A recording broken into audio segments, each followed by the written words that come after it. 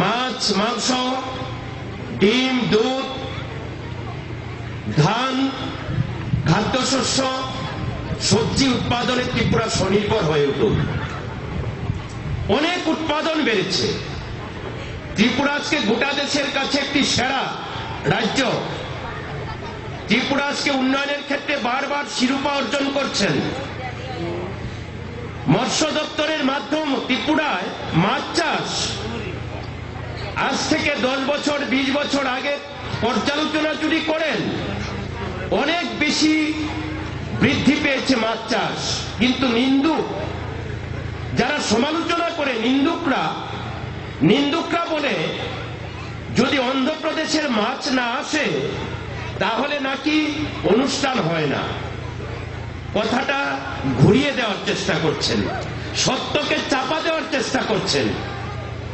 অন্ধ্রপ্রদেশের মাছ আসছে একটা ঘটনা, কিন্তু আগে ত্রিপুরা রাজ্যের মানুষ তার অর্থনৈতিক মান দুর্বল ছিল। কতজন মানুষ মাছ খেতে পারতেন? এখন যে শীতকাল, শীতের কনকনে ঠান্ডায় মানুষ কষ্ট পেতেন।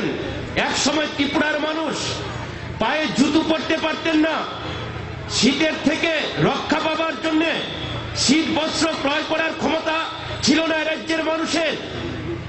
লজ্জা নিবারণের জন্য আমাদের মা বোনেরা একবার স্নান করলে চিন্তা করতে হতো, স্নান করলে যদি শাড়িটা পাঁচরাটা ভিজে যায় ঘরে আরেকটা শাড়ি পাঁচরা ছিল না। দুবেলা খাবারের ব্যবস্থা ছিল না, অর্ধার অনাহারে দিন কাটাতে হতো। ছনবাসের ভাঙ্গা ঘরবাড়ি ছিল, পথ চলবার রাস্তাঘাট ছিল না, পাড়ায় বিদ্যুতের খুঁটি ছিল না, কেরোসিনের বাতি ছিল সম্বল, গোটা এলাকা ছিল নিরক্ষরের এলাকা, শিক্ষিত মানুষের সংখ্যা ছিল না, সরকারি কর্মচারীর সংখ্যা ছিল না। আজকে চেহারা পাল্টে গেছে। এই স্কুল এখন সিনিয়র বিসি স্কুল, দাবি উঠছে হাই স্কুল করার জন্য। আমাদের চেষ্টা আছে এটাকে হাই স্কুলে পরিণত করা।